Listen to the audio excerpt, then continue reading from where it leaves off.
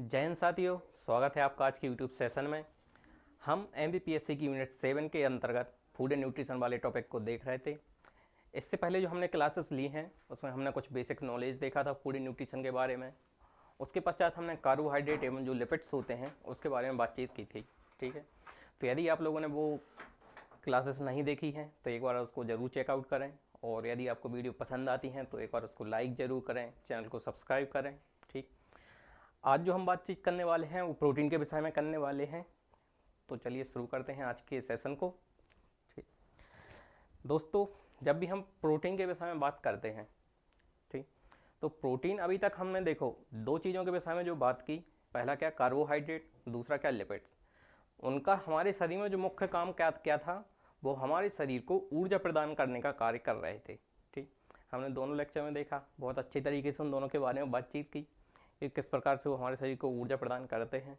ठीक, लेकिन आज हम जिस हमारे पोषक तत्व की बात कर रहे हैं, ठीक, इसका मुख्य कार्य ऊर्जा प्रदान करना नहीं होता। जो प्रोटीन हमारे शरीर में है यह हमारे शरीर की क्या वृद्धि एवं विकास इसके लिए आवश्यक होता है। इसका अर्थ ये नहीं है कि ये ऊर्जा प्रदान नहीं करता। प्रोटीन से भी हमें ऊर्जा प्राप्त होती है, लेकिन उसका मुख्य कार्य वही नहीं होता। ठीक, प्रोटीन का जो मुख्य कार्य होता है वह उसका मुख्य कार्य क्या होता है, हमारे शरीर की वृद्धि एवं विकास में सहायक बनना। ठीक, वृद्धि और विकास कैसे होगा, हमारे शरीर में जो नई कोशिकाएं होंगी, नए ऊतकों का निर्माण होगा, तो उसके लिए किस चीज़ की आवश्यकता पड़ती है, तो उसके लिए प्रोटीन की आवश्यकता पड़ती है। ठीक, चलिए तो देखते हैं प्रोटीन के विषय में। सबसे पहले यही बात करते हैं कि प्रोटीन होता क्या है। ठीक, तो प्रोटीन जो शब्द है, प्रोटीन के शब्द किसने दिया था, हालांकि क्या है PSC है ना, अक्सर ऐसे क्वेश्चन पूछ लेता है कि ये टर्म किसने दी। ठीक, तो याद रखना प्रोटीन जो टर्म है वो हमारे एक स्वीडिश साइंटिस्ट हैं बर्जीलियस नाम के, उन्होंने प्रोटीन नामक शब्द को दिया था। साइंटिस्ट का नाम क्या है, बर्जीलियस। इनका आपको नाम याद रखना है। एक स्वीडिश साइंटिस्ट थे जिन्होंने क्या है प्रोटीन नामक शब्द को दिया था। और प्रोटीन क्या है, एक लैटिन शब्द है जिसका अर्थ क्या होता है, प्रथम श्रेणी का। और प्रोटीन को उस प्रथम श्रेणी का क्यों कहा, क्योंकि वर्ल्ड वाइड हम हमारे जितने भी बायोमोलिक्यूल हैं उसमें अगर हम विविधता देखें तो हमें सबसे ज़्यादा विविधता जो मिलती है ना वह हमें प्रोटीन की ही मिलती है। इस कारण से इसको क्या कहा, प्रो प्लस टीन, मतलब प्रथम श्रेणी का कहा उन्होंने। ठीक, तो बर्जीलियस ने कौन सी टर्म दी, प्रोटीन शब्द दी। PSC से क्वेश्चन पूछता है तो उनको साइंटिस्ट का नाम आपको याद रखना है। अच्छा, प्रोटीन क्या होता है हम वो देखते हैं। अभी तक हमने जैसे दो हमारे पोषक तत्वों की बात की, ठीक, तो उसमें हमने क्या देखा था, दोनों ही कार्बनिक पदार्थ होते हैं। ठीक, उसी प्रकार से प्रोटीन भी क्या है, प्रोटीन भी एक कार्बनिक पदार्थ है। लेकिन आपको याद रखना है, इसको हम जनरली जब लिखते हैं ना तो इसको हम क्या लिखते हैं, प्रोटीन की यदि हम बात करें तो हम इसको लिखते हैं नाइट्रोजन युक्त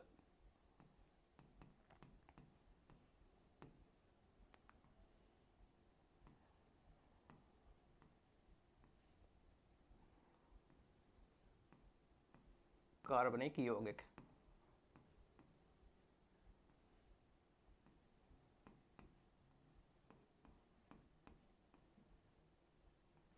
क्या लिखा हमने, नाइट्रोजन युक्त कार्बनिक यौगिक। ठीक, कार्बनिक यौगिक दोनों हैं। ठीक है, हमने कार्बोहाइड्रेट की भी बात की थी। कार्बोहाइड्रेट की जब हम बात कर रहे थे हम उसमें क्या देखा था कि उसमें जो हमारे कार्बनिक यौगिक मतलब उसमें तीन चीज़ें उपस्थित होंगी।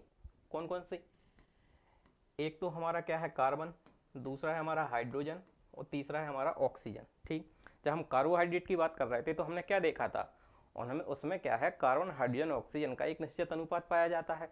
ठीक, वहीं जब हम लिपिड्स की बात कर रहे थे तब हमने क्या देखा था कि जो हमारे लिपिड्स होते हैं उसमें ऑक्सीजन की जो मात्रा रहती है वो थोड़ी सी क्या है कम पाई जाती है। लेकिन जब हम प्रोटीन की बात करते हैं ना, तो प्रोटीन को जब हम लिखते हैं तो प्रोटीन को हम जनरली क्या लिखते हैं कि यह कार्बनिक पदार्थ तो है लेकिन कैसा है, नाइट्रोजन युक्त है। नाइट्रोजन युक्त इसलिए इसको बोलते हैं क्योंकि इसमें एक क्या है अमाइन ग्रुप मुख्यतः से पाया जाता है। अमाइन ग्रुप की प्रेजेंस के कारण इसको हम जनरली बोल देते हैं नाइट्रोजन युक्त पदार्थ। ठीक, अमाइन का अपना फॉर्मूला देखना हो NH3 होता है, मतलब उसमें नाइट्रोजन होता है। तो इसमें एक और हमारे जो मुख्य चीज़ मिलेगी वो क्या मिलेगी, नाइट्रोजन इसमें ज़रूर मिलेगा हमारे लिए, प्रोटीन जो हमारी रहेगी। ठीक, यद्यपि ऐसा नहीं है कि केवल इसमें ये 4 पदार्थ मतलब 4 केमिकल यहाँ 4 हमारे लिए तत्व ही मिलते हों, कार्बन, हाइड्रोजन, ऑक्सीजन और नाइट्रोजन। इसके अलावा हमें इसमें क्या है, इसके अलावा हमें इसमें फॉस्फोरस भी मिल सकता है, ठीक। और यदि हम इसके में बात करें तो इसमें हमें क्या है, सल्फर भी मिल सकता है, ठीक। लेकिन मुख्यतः इसमें हमें क्या रखना है, इसमें नाइट्रोजन आवश्यक ज़रूरत क्या है, प्रेजेंट होगा। इसलिए हम इसको जनरली क्या बोल देते हैं, नाइट्रोजन युक्त कार्बनिक पदार्थ बोल देते हैं, ठीक। आगे हम चर्चा करते हैं कि प्रोटीन बनता कैसे है। तो प्रोटीन की यदि हम बात करें, ठीक, तो जैसे हमने कार्बोहाइड्रेट में पढ़ा था या फिर वसा में पढ़ा था, कार्बोहाइड्रेट हमने क्या देखा था कि मोनोकार्बोहाइड्रेट की यूनिट आपस में आके मिलती जाती हैं और जो हमारे पॉलीसेक्राइड्स हैं उनका निर्माण करती हैं। वसा में हमने देखा था कि जो हमारे ग्लिसरॉल हैं और फैटी एसिड मिलकर क्या करते हैं, वसा का निर्माण करते हैं। इसी प्रकार हम प्रोटीन की यदि बात करें तो प्रोटीन की जो इकाई होती है ना, वो हम किसको बोलते हैं, वो हम अमीनो अम्ल को बोलते हैं, यानी अमाइनो एसिड्स को हम क्या बोलते हैं, प्रोटीन की इकाई को बोलते हैं। यानी प्रोटीन का निर्माण कैसे होगा, तो प्रोटीन का निर्माण होगा वो अमीनो अम्लों से मिलकर होगा।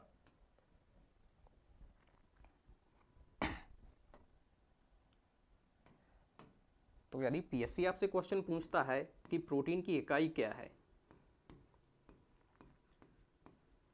प्रोटीन की इकाई,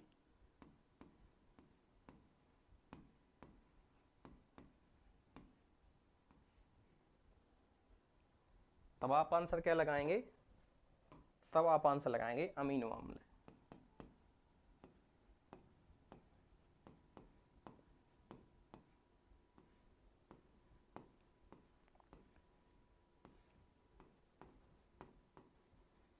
या फिर अमाइनो एसिड्स, ठीक। तो हमारा प्रोटीन किससे मिलकर बना होता है, तो अमाइनो एसिड्स से मिलकर बना होता है, ठीक। तो प्रोटीन को हम क्या लिख देंगे, प्रोटीन क्या हो जाएगा, ये हमारी क्या हो जाएगी, जो हमारे अमीनो अम्ल हैं ना,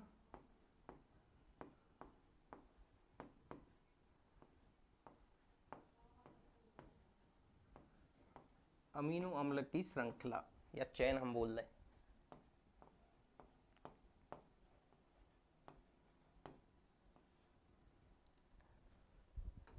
तो बहुत सारे अमीनो अम्ल क्या है, अमीनो अम्ल आपस में मिलकर किसका निर्माण करते हैं, प्रोटीन का निर्माण करते हैं।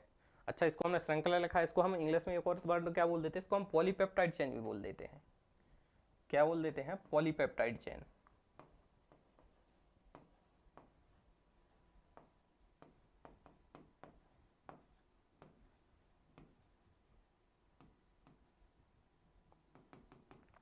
ठीक, जैसे हमने जब कार्बोहाइड्रेट की बात की थी तो हमने उसमें क्या देखा था कि जो मोनोसेक्राइड रहते हैं उसकी बहुत सारी यूनिट आपस में आके जोड़ती जाती हैं और क्या है, पॉलीसेक्राइड का निर्माण करती हैं।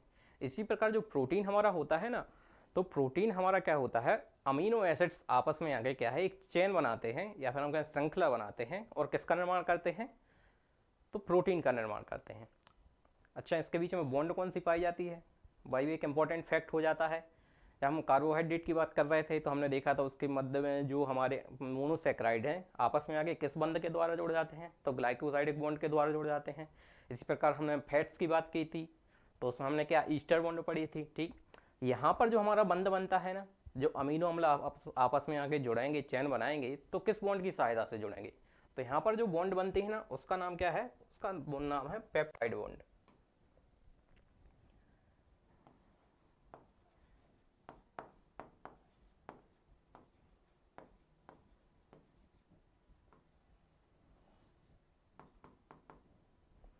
ये तीनों बॉन्डों के नाम इंपॉर्टेंट हैं, तीनों बॉन्ड्स के नाम आपको क्या है, याद रखना है। अमीनो जो हमारे प्रोटीन है उसमें कौन सी बॉन्ड बन रही है, तो पेप्टाइड बॉन्ड बन रही है। और जो हमारे कार्बोहाइड्रेट थे उनमें कौन सी बॉन्ड बन रही थी, तो उसमें ग्लाइकोसाइडिक बॉन्ड बन रही थी। और जब हमने वसा की बात की थी, लिपिड्स की बात की थी, तब हम उसमें क्या देखा था कि इसमें कौन सी बॉन्ड बन रही है, तो उसमें ईस्टर बॉन्ड बन रही थी, ठीक। यहाँ पर कौन सी बॉन्ड है, पेप्टाइड बॉन्ड है, ठीक। ये 3-4 चीज़ें प्रमुख हैं इसमें, ये आपका परिचय आप ये ध्यान रखेंगे, ठीक। आगे बढ़ते हैं, आगे बढ़ते हैं, सबसे पहले हम इसके सोर्स की ही बात कर लेते हैं कि प्रोटीन हमें कहाँ से आखिर मिलता कहाँ से है, ठीक। तो हम चर्चा करते हैं किसकी, प्रोटीन के सोर्स की।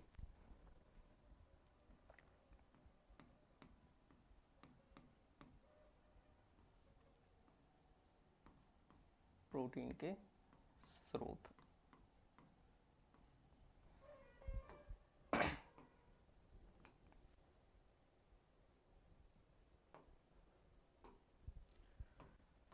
प्रोटीन भी हमें पादपों से भी प्राप्त हो सकता है और जंतुओं से भी।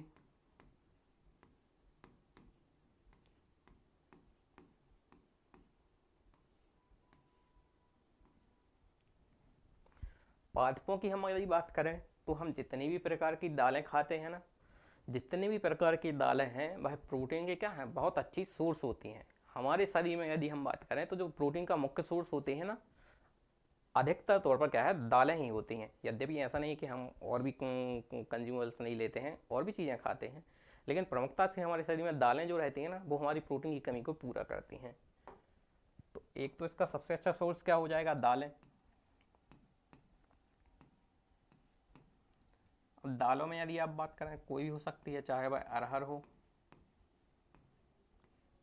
मूंग हो, उड़द हो, ठीक, मसूर हो, ये सब किसके सोर्स हो जाएंगे, ये सब प्रोटीन के सोर्स हो जाएंगे। अच्छा, इसके अलावा हम यदि पादपों की बात करें, एक और जो पादपों में सबसे अच्छा प्रोटीन का सोर्स है वो है सोयाबीन। क्या, सोयाबीन। और यदि हम बात करें तो मूंगफली आपकी हो गई।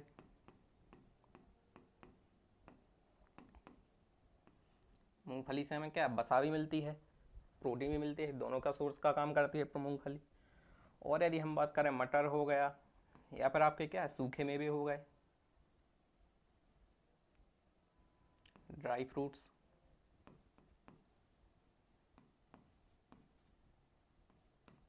ये सब किसके सोर्स हो जाएंगे, ये सब आपके प्रोटीन के सोर्स हो जाएंगे। ठीक। अच्छा, पादपों में याद रखना, जो हमारा सोयाबीन होता है ना, यह प्रोटीन का सबसे अच्छा स्रोत है। प्रोटीन को हम सबसे अच्छा स्रोत क्यों बोल रहे हैं, सोयाबीन को हम सबसे अच्छा स्रोत क्यों बोल रहे हैं, क्योंकि सोयाबीन हमें क्या है, एक एकमात्र हम ऐसा हम पादप स्रोत कह सकते हैं जिससे हमें लगभग सभी प्रकार के अमीनो एसिड प्राप्त होते हैं। किससे, सोयाबीन से। इसलिए क्या है, इसको प्रोटीन का एक बहुत अच्छा सोर्स माना जाता है। ठीक। दूसरी हम बात करें तो जंतुओं से, जंतुओं में हमें किस चीज़ से प्रोटीन मिलती है,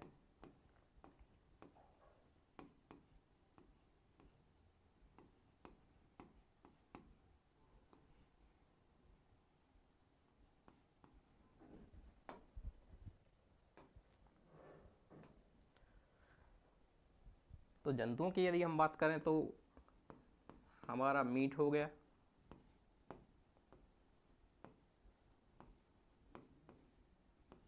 आपकी फिशेस हो गई, मछलियाँ,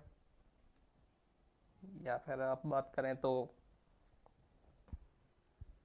अंडा या पनीर।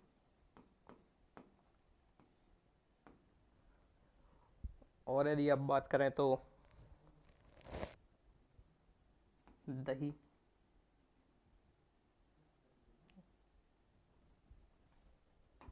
ये सब किसके सोर्स हैं, ये सब आपके प्रोटीन के सोर्स हैं। ठीक। अच्छा, जंतुओं में याद रखना, जंतुओं में जो प्रोटीन का सबसे अच्छा सोर्स है वो किसे माना जाता है, तो आपको क्या है, मछलियों को माना जाता है। ठीक है ना। जो मांसाहार का सेवन करते हैं ना, तो मछलियाँ जो होती हैं ना, ये प्रोटीन का बहुत अच्छा सोर्स होती हैं। ठीक। इनमें एबोंडेंट मात्रा में क्या है, प्रोटीन पाया जाता है। ठीक। लेकिन यदि जो मांसाहार नहीं कर रहे हैं तो उनको अपने आहार में क्या है, दालों को जरूर अपने आहार में क्या है, सम्मिलित करना चाहिए। क्यों, क्योंकि देखो, दो जो हमने कार्बो पोषक तत्व तो देखे थे, कार्बोहाइड्रेट और बसा, जो उनका मुख्य कार्य क्या होता है, वो हमारे शरीर के क्या है, ऊर्जा प्रदान करने का काम कर रहे थे। लेकिन हमारे शरीर को क्या है, ऊर्जा के साथ साथ क्या है, शरीर की वृद्धि और विकास भी तो करना है। तो शरीर की वृद्धि और विकास के लिए जो आवश्यक पोषक तत्व है ना, वो क्या है, हमारा प्रोटीन है। और प्रोटीन हमें कहाँ से प्राप्त हो रहा है, तो यदि आप मांसाहार नहीं करते हैं तो दालों को अपने भोजन में क्या है, जरूर सम्मिलित करें, तभी आपकी वृद्धि और विकास क्या है, अच्छी तरीके से हो पाएगी। अच्छा, दो सोर्स और आपको याद रखना है, दो सवालों के यदि आपने नाम सुने हो।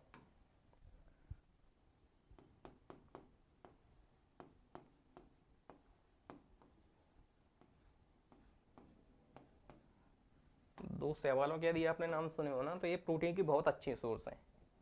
एक क्या है, स्पाइरुलिना,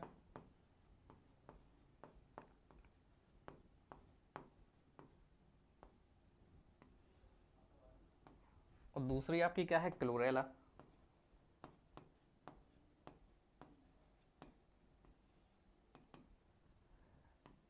जो स्पाइरुलिना और क्लोरेला है ना, इसमें हमें क्या है 50 से 60% क्या है प्रोटीन की ये हम मात्रा पाई जाती है। तो ये दोनों ही के जो सवाल है ना, प्रोटीन के बहुत अच्छी सोर्स मानी जाती हैं। एक तो हमारी क्या है, स्पाइरुलिना और क्लोरेला। अच्छा, स्पाइरुलिना को यदि आप जानते हो तो इसको हम क्या है, अंतरिक्ष का भोजन भी कहते हैं। स्पाइरुलिना को हम क्या है, अंतरिक्ष का भोजन भी कहते हैं। जो हमारे अंतरिक्ष यात्री रहते हैं ना, वो स्पाइरुलिना को क्या है, अपने साथ ले जाते हैं और वहाँ पर जाके क्या है, उसको उगाते हैं। तो वहाँ से क्या है, स्पाइरुलिना उनको एक तो ऑक्सीजन भी प्राप्त करती है, और दूसरा इसको क्या है, दूसरा इसको फूड के रूप में भी यूज कर सकते हैं।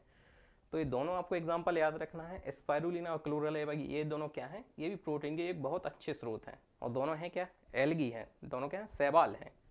एक आपकी स्पाइरुलिना और दूसरी आपकी क्या हो गई, क्लोरेला। ठीक, आगे बढ़ते हैं।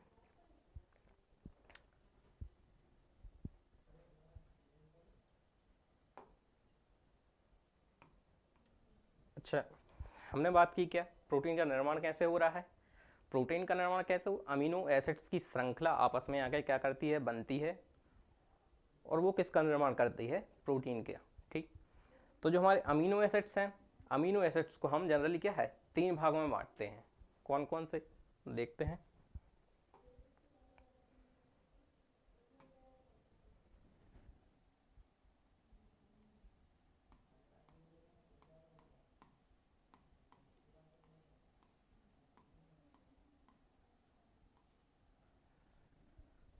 अमीनो अम्लों की यदि हम बात करें तो इसको क्या है, ये तीन प्रकार के होते हैं।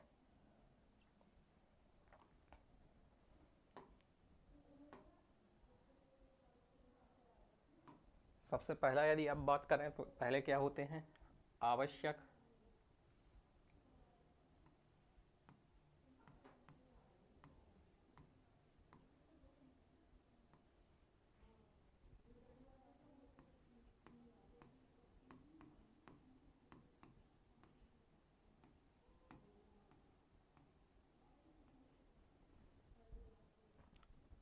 दूसरे आपके होते हैं अर्ध आवश्यक,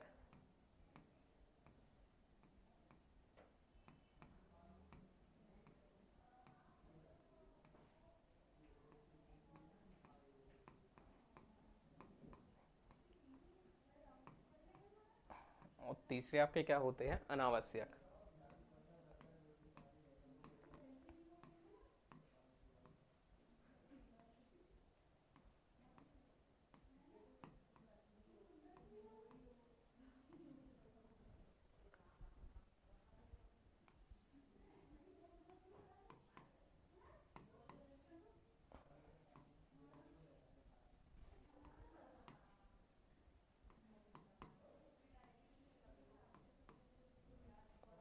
इंग्लिश टर्म की इनकी यदि हम बात करें तो इसको हम क्या लिखते हैं, एसेंशियल,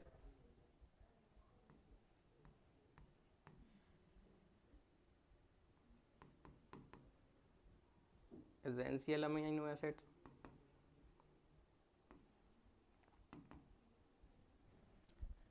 इसको हम लिखते हैं सेमी एसेंशियल,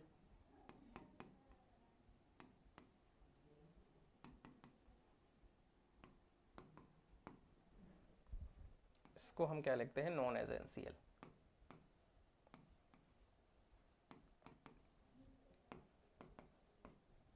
ठीक, अच्छा, यदि आप इसके नाम देख रहे हो, पहले का हमने क्या नाम लिखा, आवश्यक अमीनो अम्ल, और लास्ट का हमने क्या नाम लिखा, अनावश्यक अमीनो अम्ल। ठीक, तो इंग्लिश में हमने इसकी टर्म क्या लिखी, एसेंशियल लिखा है। याद रखना, एसेंशियल लिखा है, इंपॉर्टेंट नहीं लिखा। तो यदि आप इनके क्या है, नाम पर मत जाना। आवश्यक से अर्थ इनका ये नहीं है कि ये हमारे शरीर को आवश्यक हैं, और जो अनावश्यक हैं वो हमारे शरीर को अनावश्यक, वो हमारे शरीर को आवश्यक नहीं है, ऐसा नहीं है। हमारे शरीर को क्या है, सभी अमीनो अम्लों की आवश्यकता पड़ती है। लेकिन हमने इसको आवश्यक इसलिए क्यों कहा, क्योंकि ये हमारे शरीर में क्या है, ये हमारे शरीर में सिंथेसिस नहीं होते, इनका हमारे शरीर में क्या है, निर्माण नहीं होता। इसलिए हम इसको क्या कह देते हैं, एसेंशियल अमीनो एसिड कहते हैं। एसेंशियल यानी हमें चाहिए, कहाँ से प्राप्त कहाँ से होंगे भाई, हमने प्रोटीन के स्रोत देखे ना, ठीक। तो प्रोटीन के स्रोत हमें बाहर से लेने की आवश्यकता पड़ेगी, ठीक। तो ये आवश्यक अमीनो अम्ल है ना हमारे, ये क्या है, हमारे शरीर में क्या है, सिंथेसिस इनका नहीं होता। एसेंशियल अमीनो एसिड की हम बात करें तो इनका क्या है, हमारे शरीर में सिंथेसिस नहीं होता, शरीर में संश्लेषण ना होना।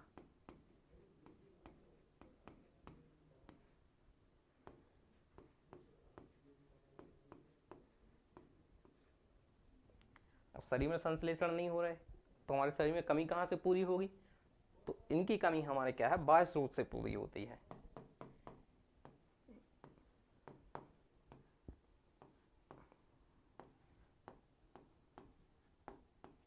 जो हमारे बाह्य स्रोत रहेंगे ना, यानी जितने भी हमने प्रोटीन के स्रोत देखे, तो वो हमारे शरीर में क्या है, जो हमारे एसेंशियल अमीनो एसिड्स हैं ना, उनकी कमी को क्या है, पूरा करते हैं। अच्छा, अर्धावश्यक की यदि हम बात करें तो अर्ध आवश्यक जो आपके अमीनो एसिड्स होते हैं, ये क्या है, ये आपके जो बच्चे रहते हैं ना, बच्चों में इनका सिंथेसिस नहीं होता।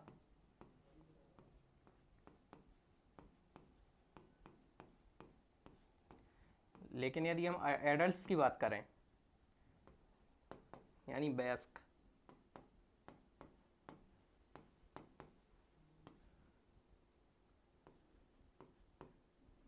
तो वयस्क में इनका संश्लेषण होता है।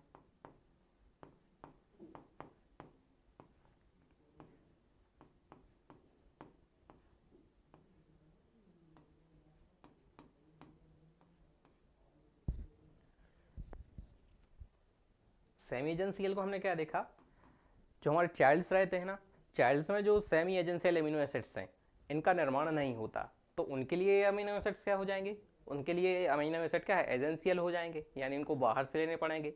लेकिन जब हम एडल्ट्स की बात करते हैं तो हमारे सेमी एजेंशियल अमीनो एसिड्स होते हैं, उसमें उनका क्या है, निर्माण होने लगता है। तब ये कैसे हो जाएंगे, तब इनको हम क्या कह देते हैं, नॉन एजेंशियल हो जाते हैं, मतलब अब हमारे लिए आवश्यकता नहीं है, यानी अनावश्यक अमीनो अम्ल हमारे क्या हो जाएंगे, अनावश्यक अमीनो अम्ल ऐसे अमीनो एसिड्स होते हैं जिसका सिंथेसिस हमारा शरीर क्या है, स्वयं से कर सकता है। तो इनका क्या होगा, सिंथेसिस हमारे शरीर में होगा।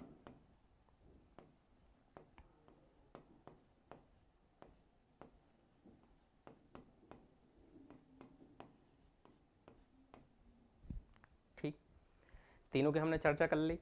अच्छा, अमाइनो एसिड्स हैं, ये टोटल कितने टाइप के होते हैं, अमाइनो एसिड्स के 20 टाइप्स ऑफ अमाइनो एसिड्स क्या है, विश्व में पाए जाते हैं। यदि ऐसा नहीं है, इन 20 जो हमारे अमीनो एसिड्स हैं, ये मुख्यतः किसके लिए उत्तरदायी हैं, ये प्रोटीन के लिए उत्तरदायी हैं। इसके अलावा भी और भी अमीनो एसिड्स होते हैं, लेकिन याद रखना प्रोटीन के लिए जो उत्तरदायी अमीनो एसिड्स हैं ना, वो कितने, उनकी संख्या कितनी होती है, तो उनकी संख्या कितनी होती है, 20 होती है।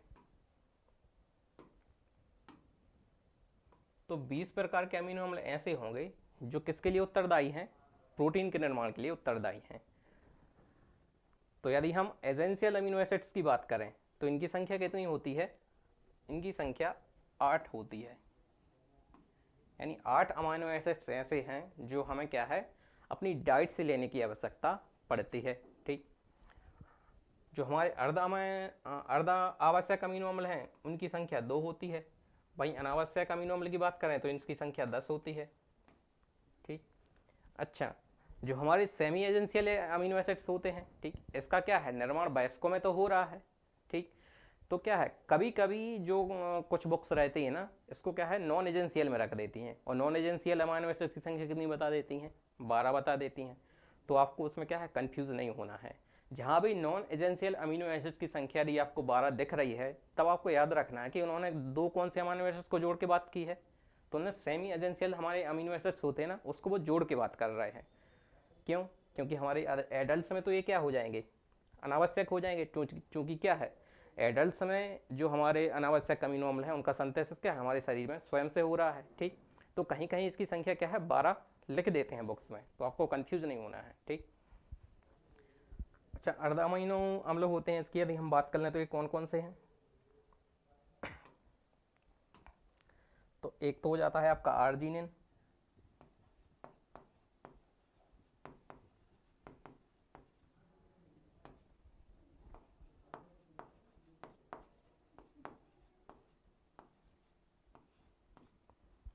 और दूसरा आपका हो जाता है हिस्टिडीन।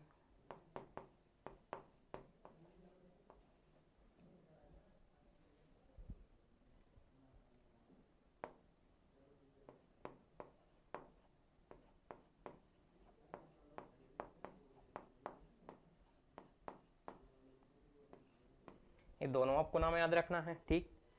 कौन कौन से? अच्छा, ये थोड़ा नीचे हो गया, इसको अपन थोड़ा ऊपर लिख देते हैं।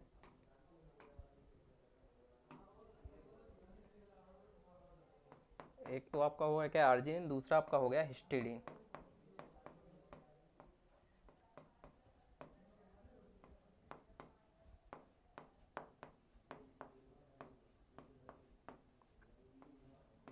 तो आर्जिनिन और हिस्टिडीन ये दोनों आपके क्या हो जाएंगे, सेमी एजेंशियल अमीनो एसिड्स हो जाएंगे, ठीक। हम एजेंशियल अमीनो एसिड देखते हैं हमारे कौन कौन से हैं।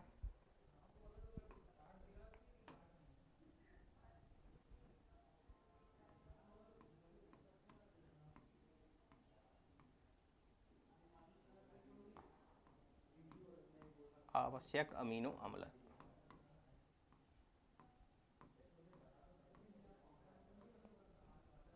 क्या होते हैं भाई आवश्यक अमीनो अम्ल? ये इसका क्या है, हमारे शरीर में सिंथेसिस नहीं होता, यह हमें क्या है बाह्य स्रोतों से लेने पड़ते हैं, इसलिए हम इसको क्या बोल देते हैं, आवश्यक अमीनो अम्ल बोल देते हैं। इनकी संख्या कितनी होती है, तो 8 होती है। कौन कौन से देखते हैं? तो सबसे पहला तो होता है आपका थ्रियोनीन,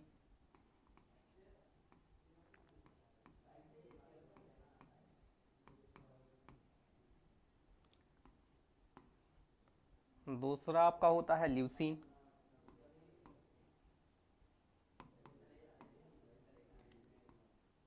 तीसरा आपका होता है आइसोल्यूसीन,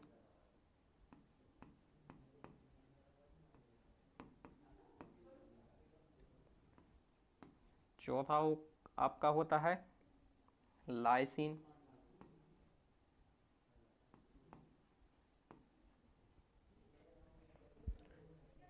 पांचवा आपका होता है ट्रिप्टोफैन,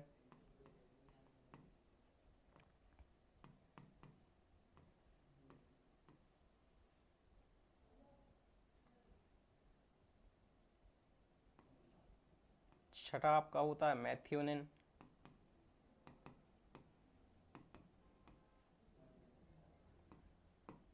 सातवां आपका होता है वैलिन, और आठवां आपका होता है क्या, फिनाइलएलानिन।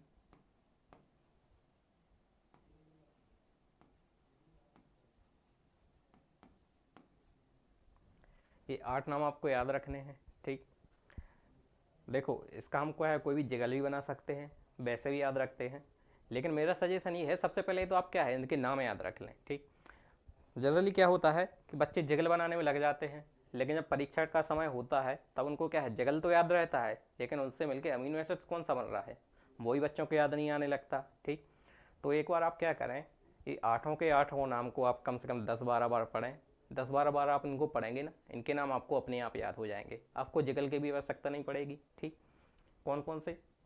तो हम आवश्यक अमीनो अम्ल की बात करें तो कौन कौन से हो जाते हैं, पहला है हमारा थ्रियोनीन, दूसरा हमारा ल्यूसीन, तीसरा है हमारा आइसोल्यूसीन, चौथा है हमारा लाइसीन, पांचवा है हमारा ट्रिप्टोफैन, छठा है हमारा मिथियोनिन, सातवां है हमारा बैलिन, और आठवां हमारा क्या है, फिनाइलएलानिन, ठीक।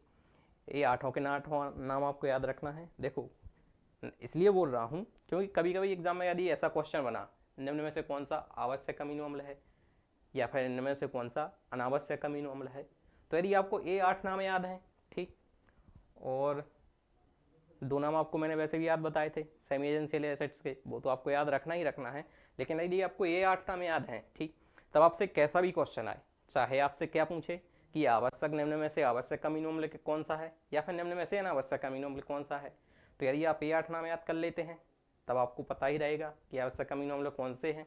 और अनावश्यक यदि पूछता है तो इनमें से 8 में से हटा के जो भी हो वो कौन सा हो जाएगा, आपका अनावश्यक अमीनो अम्ल हो जाएगा। ठीक, तो ये 8 के 8 नाम आपको क्या है, याद कर लेना है। ठीक, चलिए ये हमने देख लिया, अब आगे बात करते हैं। अभी तक हमने क्या क्या देख लिया। सबसे पहले तो हमने प्रोटीन के बारे में थोड़ा देख लिया, प्रोटीन टर्म किसने दी, तो बर्जीलियस ने दी। ठीक, प्रोटीन की इकाई हमने किसको बोला, अमीनो एसिड्स को बोला। ठीक, अमीनो एसिड्स क्या है, इनकी एक श्रृंखला आपस में बनती है, अमीनो एसिड्स की चेन बनती है, वो मिलकर किसका निर्माण करती हैं, प्रोटीन का निर्माण करती हैं। ठीक, उसके बाद हमने क्या देखा, अमीनो एसिड्स के टाइप देखे। अमीनो एसिड्स को हमने 3 टाइप के देखे, कौन कौन से, एक एजेंशियल, सेमी एजेंशियल और नॉन एजेंशियल। अच्छा, अमीनो एसिड्स प्रोटीन का निर्माण होता कैसे हमारे शरीर में। ठीक,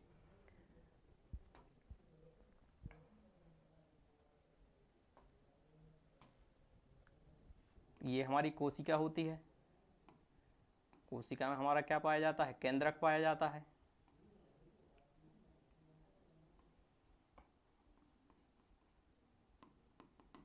और ये हमारा क्या होता है, राइबोसोम होता है।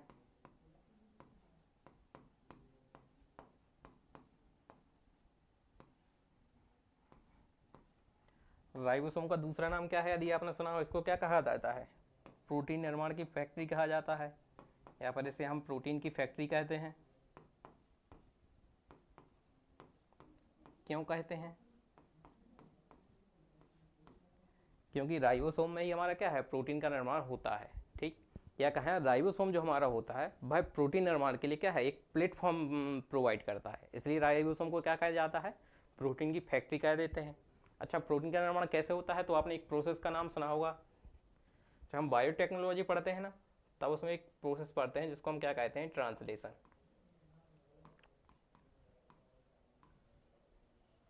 और ये ट्रांसलेशन की प्रोसेस कहाँ होती है, तो हमारे राइबोसोम में जाके कंप्लीट होती है। ठीक, तो प्रोटीन निर्माण की प्रोसेस क्या है, ट्रांसलेशन है। ठीक, अच्छा, जो हमारा डीएनए रहता है, डीएनए से आपने 3 प्रोसेस एक तो नाम सुनी होंगी। एक तो सबसे पहले उसमें क्या है, स्वयं की एक तो रेप्लिकेशन आपने सुना होगा। ठीक, और फिर उससे क्या है, डीएनए से हमारा आरएनए का निर्माण होता है। और तीसरी हमारी प्रोसेस क्या होती है, ट्रांसलेशन की होती है, यानी आरएनए से क्या है, हमारा प्रोटीन का निर्माण होता है। तो जो प्रोटीन का निर्माण होता है ना, ये किससे हो रहा है, आरएनए से हो रहा है। ठीक, लेकिन इसकी इन्फॉर्मेशन हमारी कहाँ से प्राप्त होती है, तो हमारे डीएनए से प्राप्त होती है। ठीक, हमारा केंद्रक में जो डीएनए पाया जाएगा, केंद्रक को हमारे पास संदेश जाएगा कि किस प्रोटीन का निर्माण करना है, तो वहाँ से इन्फॉर्मेशन आती है और उसी प्रकार के क्या है, प्रोटीन का निर्माण हमारे शरीर में हो जाता है। कैसे होता है प्रोटीन का निर्माण, हमने कैसे देखा, आरएनए से देखा। आरएनए भी कितने, 3 टाइप के आरएनए पाए जाते हैं, कौन कौन से, देखो मैं ज़्यादा डीप नहीं जा रहा, केवल बेसिक चीज़ें आपको बता रहा हूँ। बायोटेक्नोलॉजी जब हम पढ़ते हैं ना, ट्रांसलेशन की प्रोसेस पढ़ते हैं, तब उसमें हम पूरी प्रोसेस पढ़ते हैं, वो अपन यहाँ नहीं पढ़ रहे, केवल बेसिक चीज़ें देख रहे हैं। ये जनरल नॉलेज आपको होना चाहिए कि प्रोटीन बनता कैसे है। तो 3 आरएनए के नाम आपने सुने होंगे। एक तो हमारा एमआरएनए, जिसे हम क्या बोलते हैं, मैसेंजर आरएनए। दूसरा आपने टीआरएनए का नाम सुना होगा, जिसे हम बोलते हैं ट्रांसफर आरएनए। और तीसरा आपका क्या है, आरआरएनए, यानी राइबोसोमल आरएनए। ठीक,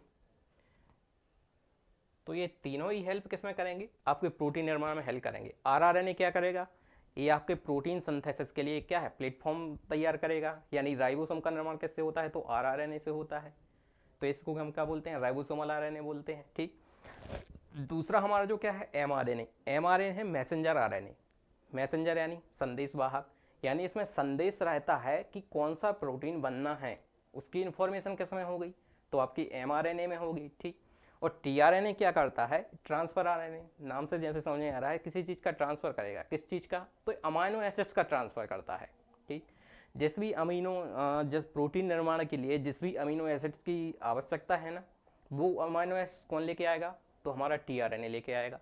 ठीक, शरीर में जहाँ से भी उसको क्या है, अमीनो एसिड्स मिलेगा ना, उसका ट्रांसफर कौन करेगा, टीआरएनए करेगा। करेगा किस अमीनो एसिड्स का, जिसकी इन्फॉर्मेशन हमारे किस में रहेगी, एमआरएनए में रहेगी। एमआरएनए इन्फॉर्मेशन देगा कि मुझे क्या है, इस अमीनो एसिड की आवश्यकता है, इस अमीनो एसिड को लेके आओ। ठीक। तो ये अमीनो एसिड्स क्या करेंगे, 20 प्रकार, अच्छा एक बात याद रखना, जितने भी प्रोटीन का निर्माण होता है ना, इन्हीं 20 प्रकार के अमीनो एसिड से होता है। अब 20 प्रकार के अमीनो एसिड्स ही हैं, तो फिर इनसे अलग अलग प्रोटीन का निर्माण कैसे हो रहा है, तो क्या इनका सीक्वेंस अलग अलग होता है, ठीक। जैसे ये हमारे प्रोटीन की एक चेन बनी, ठीक, यहाँ पर एक ये क्या है आपके, क्या ये अमीनो एसिड्स इसमें जुड़े हुए हैं। यहाँ पर मान लो वैलिन है, यहाँ पर ट्रिप्टोफैन है, ठीक, यहाँ पर मेथियोनिन है, यहाँ पर ल्यूसीन है, यहाँ पर आइसोल्यूसीन है, ठीक, यहाँ पर भी ट्रिप्टोफैन है, यहाँ मेथियोनिन है, ठीक। ये क्या है, ये एक सीक्वेंस बन गया आपका, ठीक। सॉरी, ये क्या है, अमीनो एसिड्स का क्या है, एक सीक्वेंस है, क्या, अमीनो अम्ल का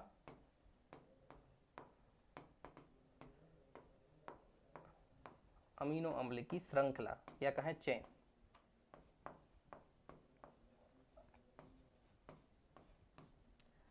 क्या है, अमीनो अम्ल की ये क्या है, सीक्वेंस। तो अमीनो अम्ल किस सीक्वेंस में आके जुड़ रहे हैं, उस प्रकार से अलग अलग प्रकार के प्रोटीन का निर्माण हो जाता है। अच्छा, किस क्रम में जुड़ना है, इसकी इन्फॉर्मेशन कहाँ रहेगी, तो मैंने आपको बताया मैसेंजर आरएनए में। मैसेंजर आरएनए आपको बताएगा कि किस अमीनो एसिड्स को कहाँ पर जुड़ना है, ठीक। तो वो जिस सीक्वेंस में जुड़ जाएंगे ना, उस प्रकार से अलग जो हमारा प्रोटीन है उसका निर्माण हो जाएगा। निर्माण किससे होगा, 20 प्रकार के अमीनो एसिड से ही होगा, लेकिन 20 प्रकार के अमीनो एसिड्स किस श्रृंखला में जुड़ते हैं उसके आधार पर यह तय होता है कि कौन सा प्रोटीन हमारे शरीर में बनेगा, ठीक। चलिए, ये चीज़ हमने देख ली, आगे बात करते हैं। इसमें लगभग हम तीनों चीज़ें, अच्छा इसके अगर हम टाइप की बात करें तो टाइप जो हमारे प्रोटीन के होता है, दो टाइप के होते हैं। एक तो हमारा ग्लोबुलर प्रोटीन होता है और दूसरा हमारा फाइब्रस प्रोटीन होता है।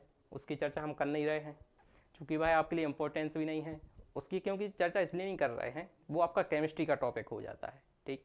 क्योंकि चूँकि जो हमारे प्रोटीन का डिवीज़न किया गया है ना, वो उसके स्ट्रक्चर के हिसाब से किया गया है, और स्ट्रक्चर होता है वो केमिकल का विषय है, तो इसलिए हम उसकी चर्चा नहीं, वो आपको ज़्यादा डीप हो जाएगा और मेरे ख्याल से इतना पूछते भी नहीं है एग्ज़ाम से, ठीक। तो यदि आपको टाइप याद रखना, यदि आपसे टाइप पूछे प्रोटीन इनके कौन कौन से होते हैं, टाइप्स की यदि हम बात करें तो प्रोटीन दो टाइप के होते हैं। एक तो आपका कौन सा हो जाता है, फाइब्रस प्रोटीन,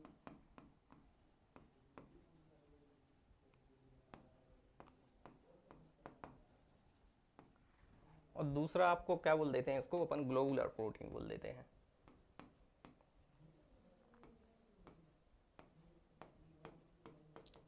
ठीक।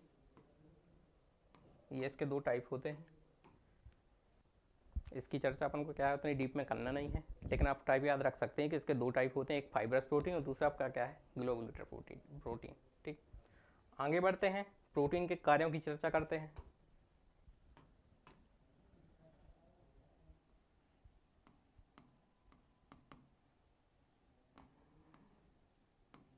प्रोटीन के कार्य,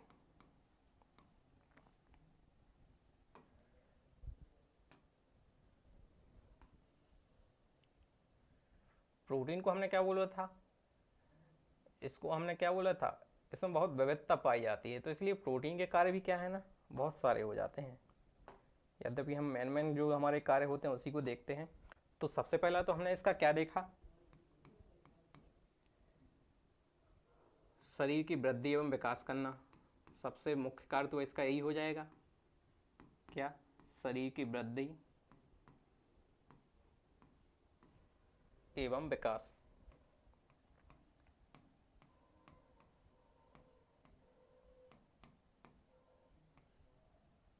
वृद्धि एवं विकास कैसे होगा, तो हमारे जितने भी नए ऊतक होते हैं ना या कोशिकाएं,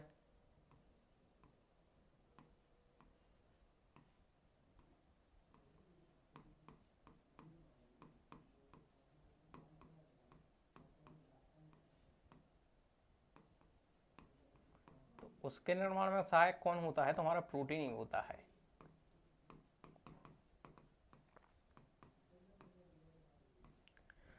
तो जितने भी नए ऊतक या फिर नई कोशिकाओं का निर्माण होगा उसके लिए किसकी आवश्यकता पड़ेगी, प्रोटीन की आवश्यकता पड़ेगी।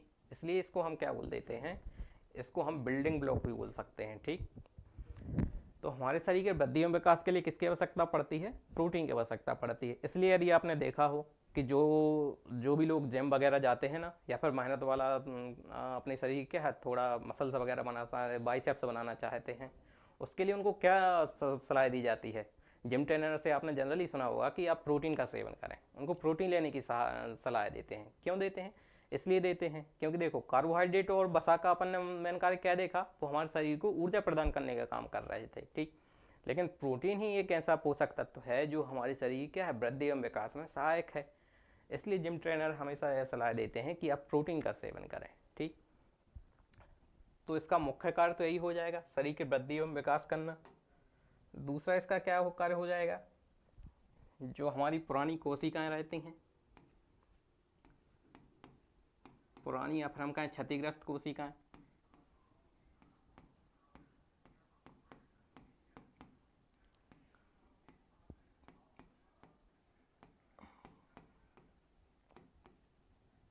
क्षतिग्रस्त कोशिकाओं की मरम्मत करना।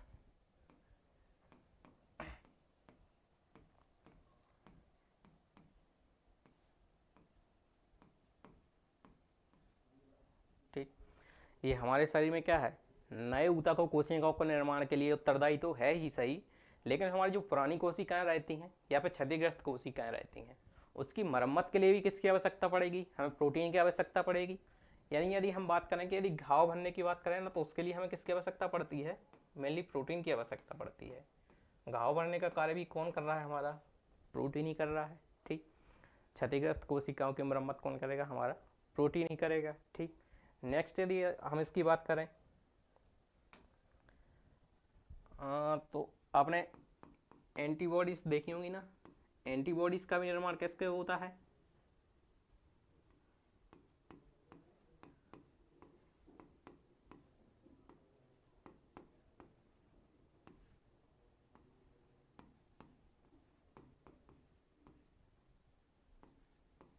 उसका भी निर्माण हमारा प्रोटीन से होता है, ठीक। तो एंटीबॉडीज के रूप में रक्षा का कार्य, हमारे शरीर में रक्षा का कार्य कौन कर रहा है? ये भी कौन कर रहा है? हमारा प्रोटीन ही कर रहा है। क्योंकि जो हमारी एंटीबॉडीज जो होती हैं ना, वो किसकी बनी होती हैं? वो भी मेनली प्रोटीन की बनी होती हैं। अच्छा, एंटीबॉडीज के अलावा जो हम हीमोग्लोबिन की बात करते हैं, यदि हम हीमोग्लोबिन की बात करें, तो हमारा हीमोग्लोबिन भी किसका बना होता है? हीमोग्लोबिन भी हमारा क्या है? एक प्रकार का प्रोटीन ही है। हीमोग्लोबिन भी क्या है? दो चीज़ों से मिलकर बनता है, एक तो हीम और दूसरा ग्लोबिन। तो ग्लोबिन है ना, इसमें दो प्रोटीन चेन ही पाई जाती हैं, या कहें हम पॉलीपेप्टाइड चेन पाई जाती हैं। उससे मिलकर किसका निर्माण होता है? हीमोग्लोबिन का निर्माण होता है। तो इन सब में भी क्या पाया जाएगा? हमारा प्रोटीन पाया जाएगा। अच्छा, इसके अलावा और यदि हम बात करें, तो हमारे अधिकांश जो हार्मोन्स होते हैं ना,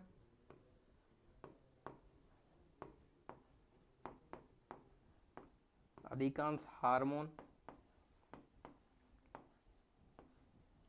हार्मोन के अलावा यदि हम बात करें, तो एंजाइम्स,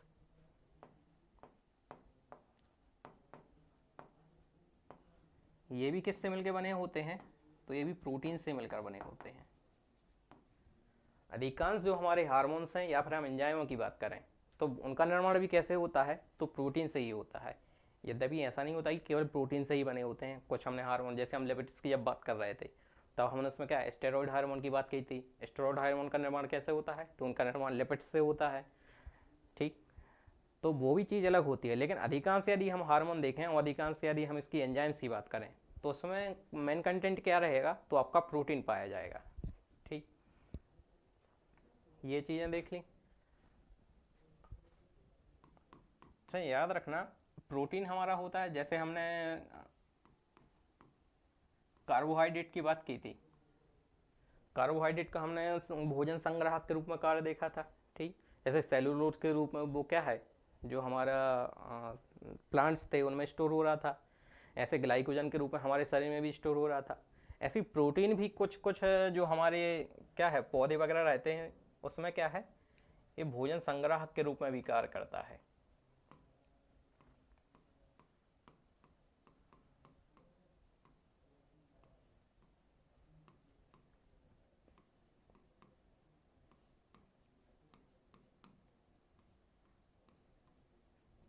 जैसे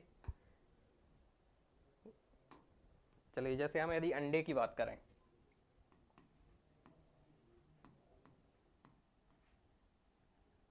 अंडे में कौन सा आपको प्रोटीन मिलेगा? अंडे में एक प्रोटीन मिलता है, आपको नाम याद रखना है, वो कौन सा होता है? एल्बुमिन।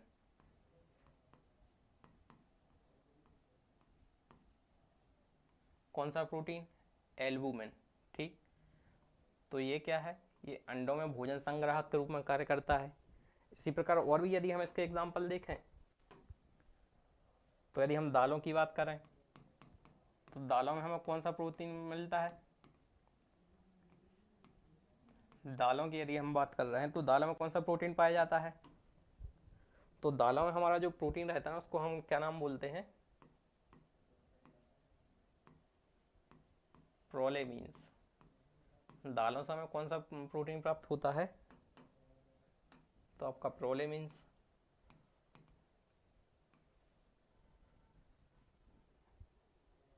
ये क्या है? प्रोटीन के इंपॉर्टेंट कुछ नाम हैं, एग्जाम्पल हैं, आपको याद रखना है। कौन सा? अंडे में हमें कौन सा प्रोटीन मिल रहा है? तो एल्बुमिन मिल रहा है।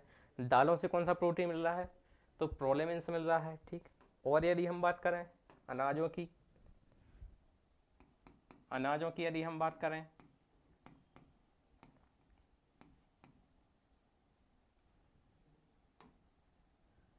अनाजों में कौन सा प्रोटीन मिलता है? तो अनाजों में एक प्रोटीन होता है जिसका नाम क्या है? ग्लूटामिन।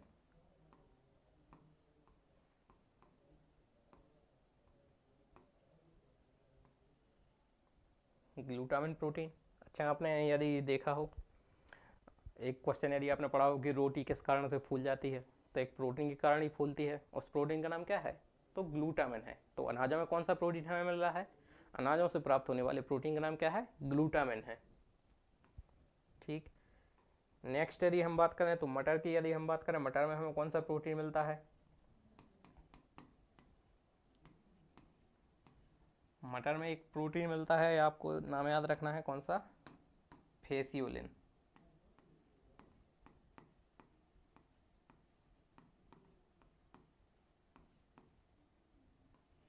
मटर में कौन सा प्रोटीन मिल रहा है? तो फेसियोलिन।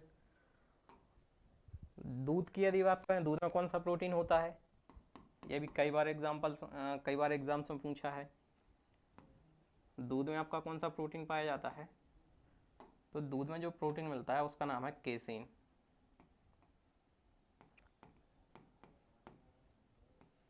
ठीक, ये क्या है? कुछ इंपॉर्टेंट एग्जाम्पल्स हैं, ये जरूर आपको याद रखने हैं। ठीक, कौन से? जैसे अंडों से हमें कौन सा प्रोटीन मिल रहा है? तो अंडों से हमें एल्बुमिन प्रोटीन मिल रहा है। अनाजों में कौन सा प्रोटीन पाया जाता है? तो आपका ग्लूटामिन प्रोटीन पाया जाता है। वहीं दालों की बात करें तो हमें प्रोलेमिन्स मिलता है। मटर की बात करें तो हमें फेसियोलिन मिलता है। वहीं हम दूध की बात करते हैं तो दूध में कौन सा प्रोटीन पाया जाता है? तो दूध में हमारा कैसीन प्रोटीन पाया जाता है। ठीक,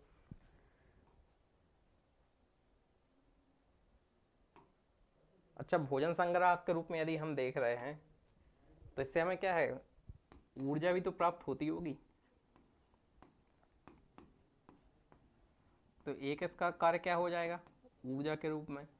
देखो, जब शरीर में क्या है, आपके वसा की भी कमी है और कार्बोहाइड्रेट की भी कमी है, तब वो हमारा शरीर क्या करता है? प्रोटीन को क्या है? प्रोटीन का ऑक्सीडेशन करने लगता है। किसके लिए? ऊर्जा के रूप में। तो प्रोटीन की यदि हम बात करें, तो प्रोटीन से हमें कितनी ऊर्जा प्राप्त होती है? तो इससे हमें लगभग कितनी? 4 किलो कैलोरी ऊर्जा प्राप्त होती है। कार्बोहाइड्रेट में हमने कितनी बात की थी? कार्बोहाइड्रेट में हमने देखा था 4 किलो कैलोरी मिलती है। वैसे ही हमें प्रोटीन से भी कितनी ऊर्जा प्राप्त हो रही है? तो प्रोटीन से भी हमें 4 किलो कैलोरी ऊर्जा प्राप्त होती है। 4 किलो कैलोरी प्रति ग्राम। ठीक, अच्छा, इसकी कहीं वैल्यू आपको 4.1 भी मिलेगी, लेकिन 2 क्लासों से मैं आपको बता के आ रहा हूँ, वो आपकी क्या है? फिजियोलॉजिकल वैल्यू नहीं है। वो हम जब हमारा जो कैलोरी मीटर होता है उसमें जब हम मापते हैं, तब उसमें क्या है? थोड़ी सी वैल्यू तो हमें ज़्यादा मिलती है। लेकिन याद रखना है, प्रोटीन और कार्बोहाइड्रेट दोनों से ही ऊर्जा हमें कितनी प्राप्त होती है? तो लगभग 4 किलो कैलोरी ऊर्जा प्राप्त होती है। वहीं वसा से हमें सर्वाधिक ऊर्जा प्राप्त होती है। कितनी देखी थी वसा में? यदि आपको याद हो, तो वसा से हमें लगभग कितनी 9 किलो कैलोरी ऊर्जा प्राप्त होती है। वहीं प्रोटीन और कार्बोहाइड्रेट से कितनी ऊर्जा प्राप्त हो रही है, तो लगभग 4 किलो कैलोरी। ठीक, तो इसका ऊर्जा के रूप में भी एक कार्य हो जाता है कि शरीर में क्या है, एक ऊर्जा का स्रोत भी हो जाता है। ठीक, अच्छा, जो हमारे जंतु होते हैं ना, उसमें प्रोटीन क्या है, एक रक्षात्मक जो तत्व के रूप में भी काम करता है। कैसे, जैसे कुछ जहरीले जंतु जो हमारे होते हैं ना,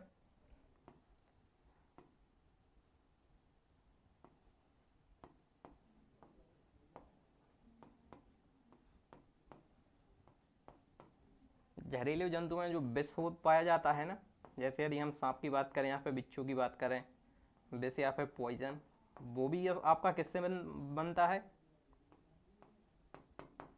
तो वो भी आपका किसका उसका निर्माण भी किससे होता है, तो वो भी प्रोटीन से निर्माण होता है उनका। तो जंतु में हमारे जो क्या है, विष या फिर पॉइजन पाया जाता है, उसका निर्माण भी कैसे हो रहा है, उसका भी निर्माण किससे हो रहा है, प्रोटीन से ही होता है।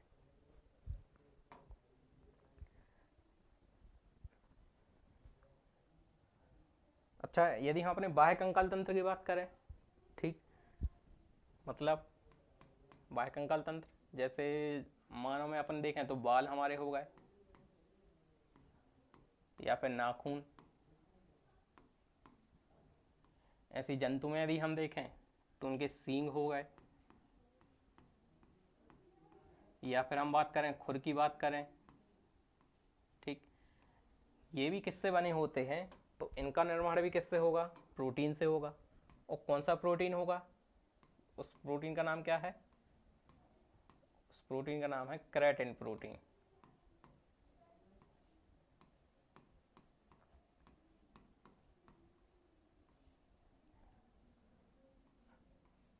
ठीक, एक इम्पोर्टेंट नाम है केराटिन, केराटिन प्रोटीन, ये आपको याद रखना है। तो हमारे जो बाल हो गए, नाखून हो गए, या फिर जंतुओं की हम बात करें तो उनके सींग हो गए या फिर खर हो गए, तो वो किस चीज़ के बने होते हैं, तो वो केराटिन प्रोटीन के बने होते हैं। अच्छा, इससे मिलती जुलती एक टर्म और है, कैरोटीन, भी आपने नाम सुना होगा। कैरोटीन क्या है, कैरोटीन एक कलर पिगमेंट है। ठीक, जो कि सामान्यतः लाल रंग के लिए उत्तरदायी होता है। ठीक, कैरोटीन आपको याद रखना है वो लिपिड है, रंग वर्णक है, लेकिन वो भी यदि हम उसका केमिकल स्ट्रक्चर की बात करें तो कैरोटीन क्या है, वो लिपिड है, लेकिन यहाँ पर अपन क्या पढ़ रहे हैं, केराटिन। केराटिन क्या है, केराटिन है हमारा प्रोटीन है। ठीक, तो हमारे जो बाल, नाखून या सींग, या फिर जंतु में बात करें सींग या फिर खुर, वो किसके बने होते हैं, तो आपके केराटिन के बने होते हैं। कौन सा प्रोटीन पाया जाता है उनमें, केराटिन प्रोटीन पाया जाता है। ठीक, तो ये इसके कुछ कार्य हो गए। ठीक, अच्छा, इसलिए तो कुछ इंपॉर्टेंट फैक्ट भी हैं, जैसे क्या है, प्रोटीन क्या है, जैसे मैंने शुरू में आपको बताया था, प्रोटीन में विविधता बहुत पाई जाती है। प्रोटीन हमें बहुत जगहों पर देखने को मिलता है। ठीक, तो यदि हम बात करें कि संपूर्ण प्राणी जगत की बात करें हम,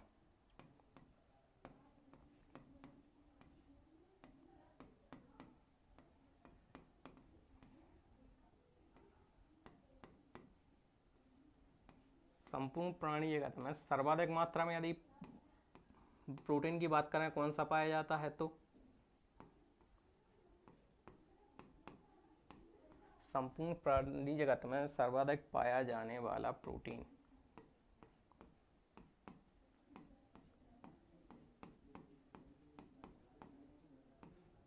कौन सा हो जाएगा आपका, ये भी आपको नाम याद रखना है। रोबिस्को नाम का एक प्रोटीन होता है, क्या, रोबिस्को, ये नाम आपको याद रखना है। ये संपूर्ण प्राणी जगत में क्या है, सर्वाधिक मात्रा में पाए जाना आपके वाला आपका क्या है, प्रोटीन है। ठीक, वहीं यदि हम क्या है, जंतुओं की बात करें, संपूर्ण प्राणी जगत मतलब पादपों की और जंतुओं दोनों की बात हो रही है यहाँ पर। ठीक, वहीं अगर क्या है, जंतुओं की यदि हम बात करें,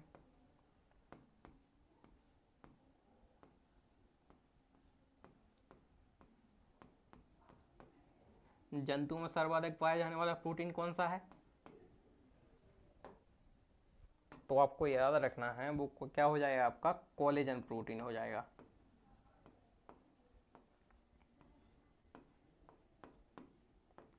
कोलेजन प्रोटीन कहाँ पाया जाता है आपके शरीर में, कोलेजन प्रोटीन है ना, मेनली यदि आपको देखा है हमारे शरीर में जो आपकी मसल्स होती है ना, वहाँ पर आपको कोलेजन प्रोटीन देखने को मिलेगा। यद्यपि वो क्या है, हमारी मसल्स के अलावा हड्डियाँ भी पाया जाता है, आपके टेंडन्स वगैरह हो गए, वहाँ भी ये उपस्थित रहता है, लेकिन मेनली हमारी जो मसल्स होती है ना, उसमें जो हमारा प्रोटीन रहता है वो कौन सा रहता है, कोलेजन प्रोटीन रहता है। ठीक। तो संपूर्ण प्राणी जगत में यदि हम बात करें कि सर्वाधिक मात्रा में कौन सा प्रोटीन पाया जाता है, तो कौन सा है, उसका नाम क्या है, तो वो हमारा रोबिस्को हो जाएगा। लेकिन वहीं यदि हम जंतुओं की बात करें कि जंतुओं में सर्वाधिक मात्रा में कौन सा प्रोटीन पाया जाता है, तो वो कौन सा हो जाएगा, हमारा कोलेजन प्रोटीन हो जाएगा। ठीक। अच्छा, मांसपेशियों की बात कर रहे हैं, मांसपेशियों में आपको दो प्रोटीन और मिलेंगे, वो भी आपको याद रखना है। क्या? एक तो आपने नाम सुना होगा एक्टिन का, एक आपने नाम सुना होगा मायोसिन का। ये क्या है, ये दोनों प्रोटीन का है, आपकी मसल्स में पाए जाते हैं। और ये किस चीज़ के लिए उत्तरदायी हैं, तो हमारी मसल्स का जो कॉन्ट्रैक्शन होता है ना, मसल्स का जो संकुचन होता है, उसके लिए उत्तरदायी जो हमारे प्रोटीन हैं वो यही दोनों हैं। कौन कौन से? एक तो आपका एक्टिन, दूसरा आपका मायोसिन। ये दोनों भी क्या है, ये दोनों भी क्या है, प्रोटीन ही है। ठीक। इसके भी आपको नाम याद रखना है। लेकिन जंतुओं में जो सर्वाधिक पाया जाता है वो कौन सा प्रोटीन है, वो कोलेजन है। ठीक। एक्टिन मायोसिन ये आपके कहाँ पाए जाएंगे, तो आपकी मांसपेशियों में पाए जाएंगे।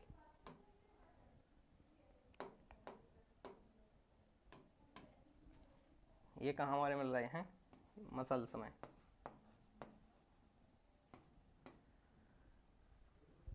चलो, ये सब चीज़ें हमने देख ली, इसके हमने बहुत सारे कार्य देख लिए। ठीक। आगे हम इसकी बात करते हैं, तो आगे हम डेफिशिएंसी की बात करते हैं। ठीक।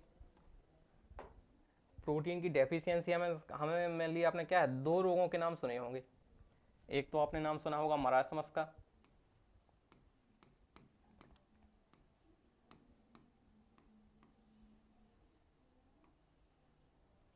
दूसरा आपने नाम सुना होगा क्वासियोरकर का,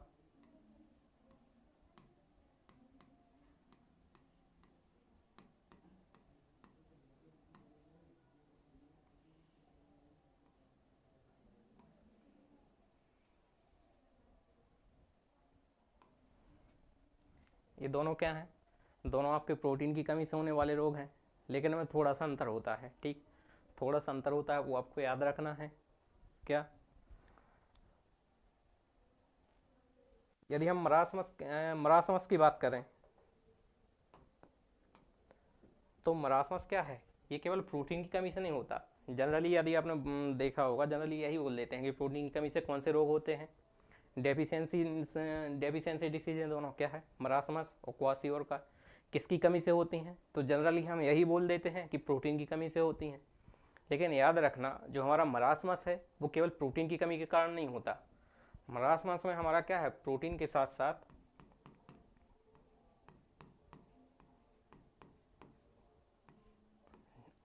आपकी क्या है, ऊर्जा की भी कमी हो जाती है। ऊर्जा में मेनली हम बात करें तो क्या, कार्बोहाइड्रेट की।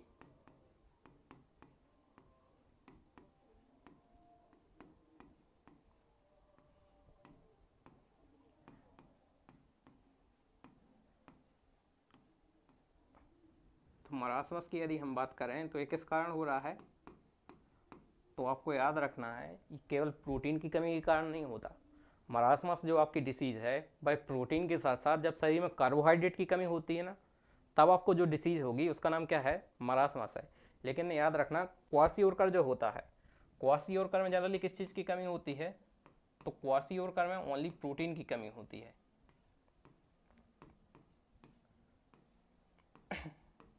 जब हम क्वासियोरकर की बात करते हैं तो किसकी कमी के कारण होता है, आपके प्रोटीन की कमी के कारण होता है। लेकिन मरासमस में ऐसा नहीं है। मरासमस में प्रोटीन के साथ साथ आपकी किस चीज़ की कमी हो रही है, प्रोटीन के साथ साथ आपके कार्बोहाइड्रेट की भी कमी हो रही है। अच्छा, जो हमारा क्वासियोरकर होगा ना, ये जनरली 1 से 4 वर्ष के जो बच्चे होंगे उनको होता है, 1 से 4 या फिर 5 वर्ष।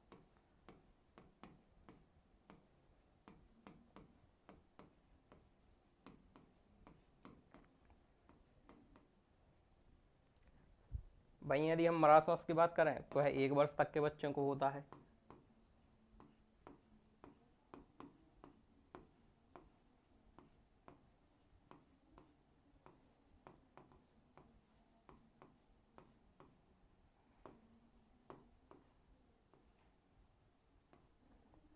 देखो, मेन कारण जो इन दोनों के निकल के आते हैं वो क्या है। यदि हम मरासमस की बात करें कि हम कहाँ देख रहे हैं, लगभग 1 वर्ष तक का यदि बच्चा है तो उसमें कौन सा रोग देखने को मिलता है, मरासमस देखने को मिलता है। क्यों देखने को मिलता है, तो उसका यदि मेन रीज़न है, यदि हम बात करें ना, तो क्या है। देखो, जब बच्चा 6 महीने से ज़्यादा, डॉक्टर क्या सलाह देते हैं कि बच्चों को 6 महीने तक माँ का दूध पिलाया जाना चाहिए, ठीक। लेकिन जब बच्चा 6 महीने से ज़्यादा का हो जाता है, ठीक, तब उसकी डाइट में हमें धीरे धीरे सभी चीज़ें क्या है सम्मिलित करनी चाहिए। लेकिन जनरली ऐसा नहीं होता। यदि बच्चे 6 महीने से ज़्यादा केवल माँ के ऊपर ही निर्भर रहता है ना, तब उसके शरीर में क्या है, प्रोटीन के साथ साथ ऊर्जा की भी कमी आने लगती है, ठीक। क्योंकि बच्चा बड़ा हो रहा है, उसकी वृद्धि हो रही है, तब उसके लिए क्या है, ज़्यादा कार्बोहाइड्रेट की आवश्यकता है, ठीक। वो केवल लेकिन यदि वो अपने माँ के दूध के ऊपर निर्भर है ना, तो उसके शरीर में क्या है, कार्बोहाइड्रेट और प्रोटीन दोनों की कमी हो जाती है। उस कारण से जो बच्चे को रोग होता है वो कौन सा होता है, मरासमस होता है, ठीक। लेकिन यदि हम वहीं क्वासिओरकर की बात करें ना, तो इसका मेन कारण क्या निकल के आता है, ठीक।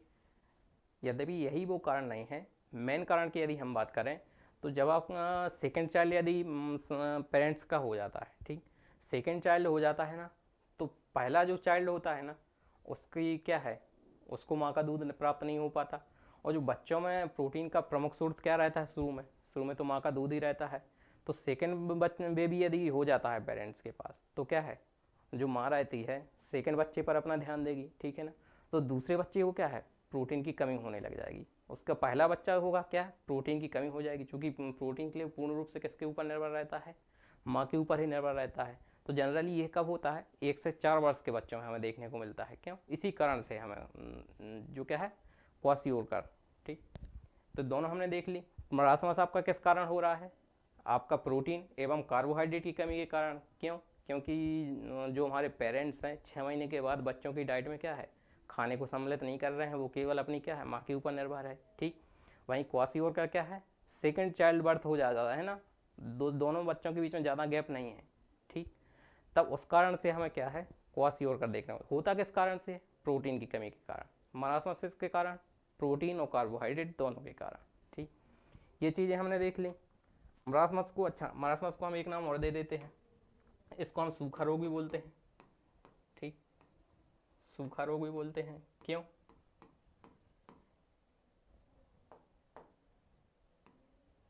यदि आप पिछड़े क्षेत्र से आते हैं ना, जनजाति क्षेत्रों से यदि आप आते हैं, तब आपने इस रोग के बच्चों को जरूर देखा होगा, ठीक। बच्चा कैसा एकदम सूख सा जाता है, सगों उसकी क्या है, जो पूरी जो त्वचा रहती है ना, शरीर में पूरी चिपक सी जाती है, शरीर में एक में क्या है, ढांचा टाइप का अकेला एक रह जाता है। जैसे यदि एक अन्य लक्षणों की बात करें, तो ये पिक्चर्स देखिए, ये किसकी, क्वासिओरकर की है। ये पिक्चर किसकी है, मरासमस की है। मरासमस में हम देख रहे हैं क्या, बच्चा क्या है, पूरा सूख सा गया है, ठीक है ना। उसके हेयर क्या है, हेयर लॉस होने लगता है, चेहरा उसका कैसे दिखने लगता है, जैसे बहुत ज़्यादा क्या है, उम्र हो गई हो, ठीक। और त्वचा में क्या है, झुर्रियाँ पड़ जाती हैं, ठीक। और शरीर मतलब कैसा एक रह जाता है, ढांचा टाइप का रह जाता है। वहीं हम क्वासिओरकर की बात करें ना, ठीक, तो क्वासिओरकर में क्या है, जनरली शरीर में चकत्ते पड़ने लग जाते हैं, ठीक। उसके एंकल में क्या है, सूजन आने लगती है। वहीं उसका एब्डोमन क्या है, एब्डोमन का साइज बढ़ जाता है, यानी बच्चा कैसा पेटू टाइप का आपको दिखेगा, ठीक। ये दोनों पिक्चर आप देख लें। ये किसका एग्जाम, ये कौन बच्चा किस रोग से ग्रसित है, तो मरासमस से। ये पहली जो हम तस्वीर देख रहे हैं वो बच्चा किससे ग्रसित है, क्वासिओरकर से, ठीक। क्वासिओरकर में आपको क्या बात एक ध्यान रखना है, क्वासिओरकर में आपको बात या ध्यान रखना है, ये केवल किस कारण होता है, केवल प्रोटीन की कमी के कारण हो रहा है। नहीं, मरासमस में आपको याद रखना है केवल प्रोटीन की कमी नहीं होती, प्रोटीन के साथ साथ इसमें क्या है, कार्बोहाइड्रेट की भी कमी हो रही है, ठीक। चलिए एक बार हम रिकॉल कर लेते हैं हमने क्या क्या देखा आज। सबसे हमने पहले प्रोटीन की बात की, तो प्रोटीन होता क्या है, तो यह भी एक कार्बनिक पदार्थ है। मेनली कैसा है, नाइट्रोजन युक्त कार्बनिक पदार्थ है। कम नाइट्रोजन युक्त इसलिए बोल रहे हैं क्योंकि इसमें क्या है, जो आपका एक अमीनो ग्रुप है भाई आपको ज़रूर मिलेगा, ठीक। और दूसरी हमने बात क्या की, प्रोटीन टर्म की बात की, तो प्रोटीन टर्म किसने दी है, आपकी बर्जीलियस ने दी है, ठीक। और प्रोटीन का निर्माण कैसे होता है, तो प्रोटीन को हमने क्या बोला, पॉलीपेप्टाइड चेन बोला, यानी बहुत सारे अमीनो अम्ल आपस में आकर मिल जाते हैं और किसका निर्माण करते हैं, प्रोटीन का निर्माण करते हैं। अच्छा, अमीनो अम्ल की जो चेन रहेगी उसके बीच में बॉन्ड कौन सा पाया जाएगा, तो हमने कौन से बॉन्ड की बात की, पेप्टाइड बॉन्ड की बात की। तो अमीनो अम्ल में बनने वाला बॉन्ड कौन सा है, पेप्टाइड बॉन्ड है। उसके बाद हमने स्रोतों की बात की, तो प्रोटीन में पाथों में हमने सबसे अच्छा स्रोत किसको बताया, ठीक, सोयाबीन को। सोयाबीन इसमें क्या है, प्रोटीन का एक बहुत अच्छा स्रोत है। उसके अलावा हमने दालें भी देखी, ठीक। जंतु हमने एक सबसे अच्छा स्रोत किसको बोला, तो मछली को। इसके अलावा मैंने 2 स्रोत और आपको याद रखने को बोला था, जो कि दोनों क्या है, शैवाल हैं। एक तो आपकी स्पाइरुलिना है, दूसरी आपकी क्लोरेला है, ठीक। इसके पश्चात हमने अमीनो एसिड्स की बात की। अमीनो एसिड्स कितने प्रकार के होते हैं, 20 प्रकार के होते हैं, ठीक। इसमें से हमने इनके टाइप देखे, 3 प्रकार के पाए जाते हैं। एक तो आवश्यक अमीनो अम्ल। आवश्यक अमीनो अम्ल कौन से होते हैं, जो हमारे शरीर में क्या है, इनका संश्लेषण नहीं होता है। ये हमारे शरीर में कहाँ से पूर्ति होती है, तो बाह्य स्रोतों से पूर्ति होती है। अर्धावश्यक अमीनो अम्ल हमने क्या देखे, कि बच्चों में इसका क्या है, निर्माण नहीं होता है, लेकिन एडल्ट में इनका क्या है, सिंथेसिस होने लगता है, ठीक। कौन कौन से देखे, तो एक आर्जिनिन। आपके अर्धावश्यक अमीनो एसिड्स का एग्जांपल क्या हो जाता है, एक तो आपको आर्जिनिन और दूसरा हिस्टिडीन। दोनों इंपॉर्टेंट नाम हैं, दोनों आपको याद रखना है। तीसरी हमने बात किसकी की, अनावश्यक अमीनो अम्ल की बात की। अनावश्यक हम इसलिए बोल रहे हैं क्योंकि शरीर में हमारे क्या है, सिंथेसिस हो रहा है, हमारे शरीर को आवश्यक है नहीं, ठीक। शरीर में ये क्या है, हमारा शरीर स्वयं से इनका निर्माण कर ले रहा है, बाहर से लेने की इनकी आवश्यकता है नहीं, इसलिए इसको हमने क्या बोल दिया, नॉन एजेंशियल बोल दिया, ठीक। इसके पश्चात हमने आवश्यक अमीनो अम्ल के टाइप देखे कौन कौन से होते हैं। इसके पश्चात हमने क्या, प्रोटीन की बात की, प्रोटीन का निर्माण कैसे होता है। उसके बाद हमने क्या, डेफिशिएंसी डिसीज देखी, ठीक। प्रोटीन के कार्य देखे। डेफिशिएंसी आपने दोनों याद रखना है, कौन सी, आपकी क्वासियोरकर और मरासमस। मरासमस आपको याद रखना है, प्रोटीन एवं ऊर्जा, क्या कार्बोहाइड्रेट दोनों की कमी हो जाती है। वहीं क्वासियोरकर में क्या है, क्वासियोरकर केवल क्या है, आपके प्रोटीन की कमी के कारण होता है, ठीक। तो ये था आज का सेशन। आई होप आपको लोगों को पसंद आएगा, ठीक। यदि वीडियो अच्छी लगी तो लाइक ज़रूर कर देना, चैनल को सब्सक्राइब कर देना यदि नए आए हो चैनल पर, ठीक। चलिए तो मिलते हैं कल एक नई क्लास के साथ। जय हिंद।